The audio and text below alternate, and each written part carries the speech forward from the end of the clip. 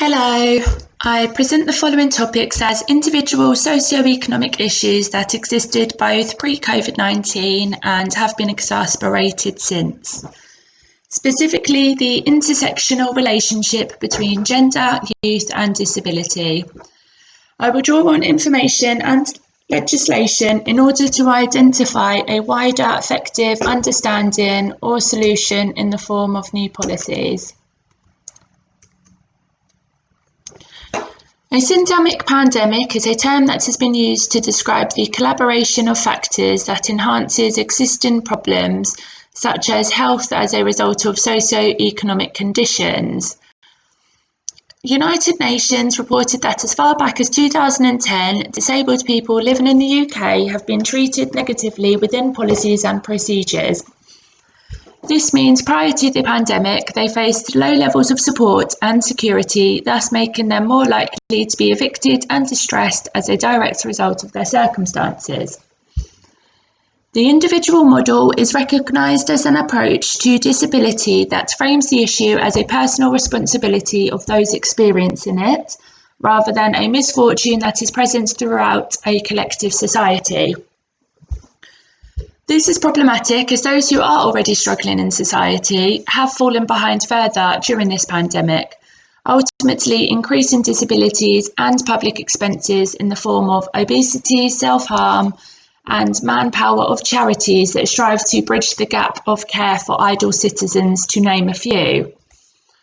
On this basis, a disabled person's access to support is positioned as a hindrance and disruption to the functioning of public services, because the system is designed to distribute help based on how deserving a person is, rather than how or what kind of help, if any, a person may need.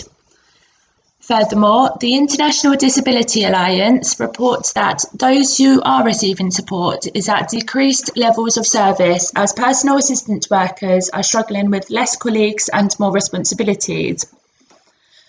The World Health Organization predicts that 70% of health workers are female, therefore more likely to face unforeseen additional personal caring responsibilities that create a social paradox within the current health and social sphere.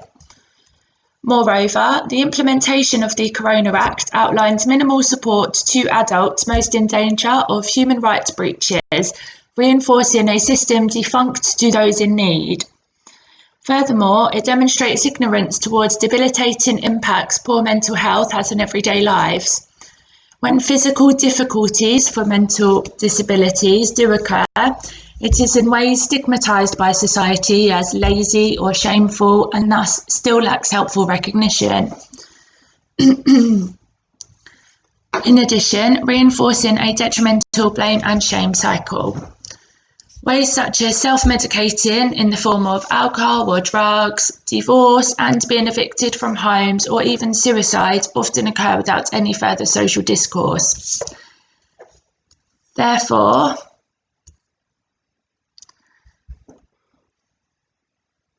determining individual situations with a generalised approach, such as deeming a person less physically able to be more dependent on help, is a flawed concept likely to fuel existing problems. Specifically, the lack of fair inclusion of mental health in policies appears to be at a further expense to those with pre-existing medical conditions, struggling youth and women.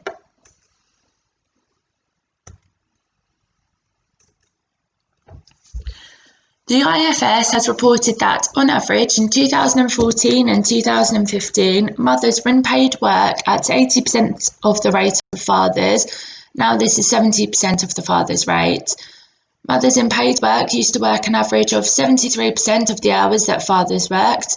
This has fallen to 68% in the UK.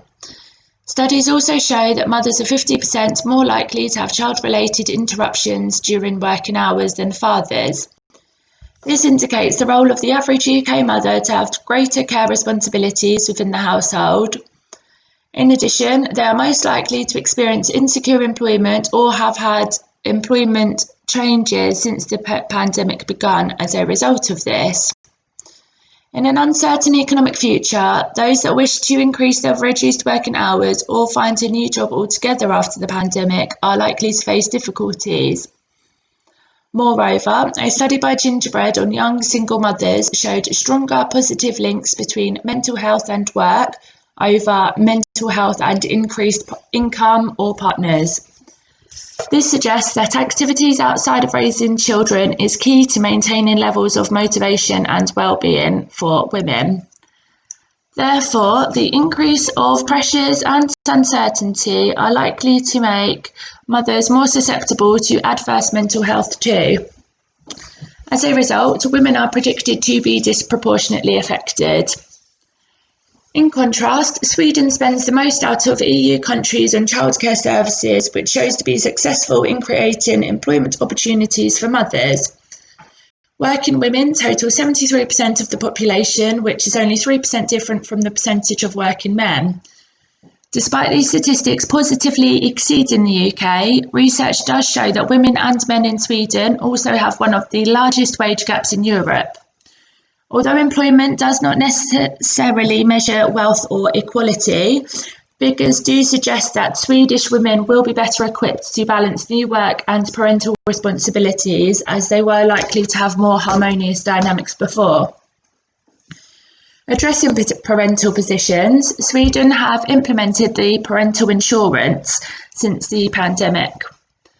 This entitles parents to receive up to 80% of their wage in financial support should their children's school or preschool be closed as a result of COVID-19.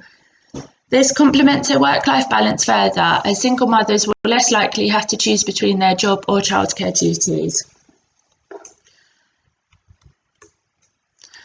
Moving forwards, records show that 16 to 24-year-olds have faced both the largest increase in unemployment as a result of the pandemic and rocketing reports of decline in mental health. A reliable and popular outlet for young people that creates culture, in addition to securing many first and longer-term job purposes, has now disappeared with the entertainment industry. Working class and unskilled people are thought to suffer the most, but there has become less clear future pathways and increased uncertainty in graduate roles and placements too. Pre-pandemic, records have shown a mass underemployment by people in overqualified roles. Over the past 40 years, unstable futures have been demonstrated in the introduction of zero-hour contracts, falling wages, and increased housing prices. Since the pandemic, policies have provided little help in supporting youth. The downgrading of lower class GCSE and A-level student exam results, regardless of predicted grades, whilst increasing those of affluent schools students, further jeopardises futures whilst fueling great inequalities. Parallel to this has seen an underappreciation for the uncertainties faced by youth, such as the demonisation demonstrated in mass media and in general attitudes of other generations towards young people. This is exacerbated in a society where exercising choice is encouraged, whilst people also face full responsibility for exercising that choice. The Youth Out to Help Out policy highlighted that even when young people followed guidance, they faced backlash for following that guidance. Youth will face even more difficulties if they are a woman or suffer with any disabilities. Studies shows any prior movements towards equal pay by women are less likely to have been Studies shows any prior movements towards equal pay by women are likely to have been negatively affected, and rising disabled numbers will mean already struggling services are unlikely to meet new needs. Therefore, the pandemic has exacerbated existing economic and emotional uncertainty for many, which is a complex issue as it does affect people differently. Overall, it appears that the social determinants that relate to inequalities are as influential as the virus itself.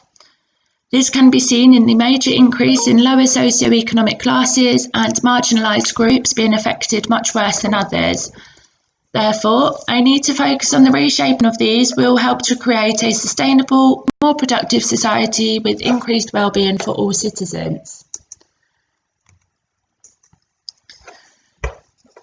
In order to combat the intersectional issues concerned in gender, disability and youth, I now propose policy ideas to combat these.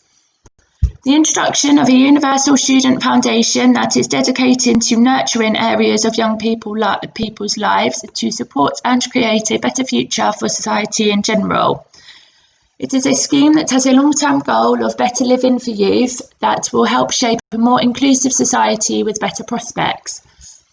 Firstly, an increase in mental first aid training in all schools to boost health will encourage familiarity of non-physical problems, in addition to creating safe spaces where people can express these, contributing to a mainstream solution whilst normalising an otherwise taboo yet ever-growing part of society. Moreover, free school meals to any child from a universal credit background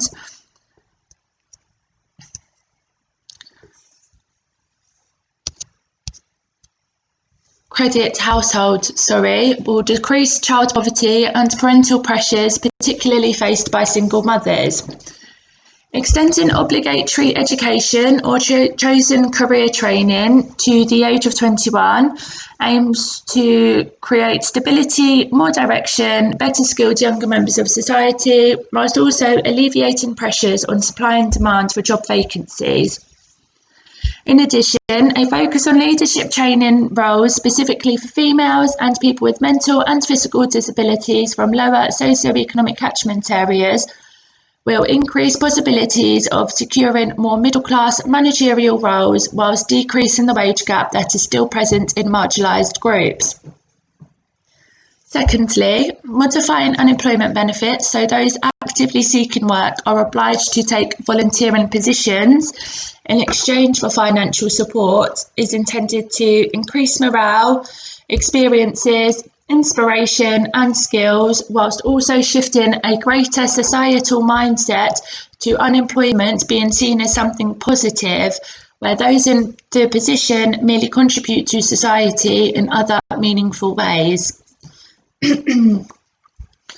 Combined, these aim to increase skill set and the value of overlooked career pathways.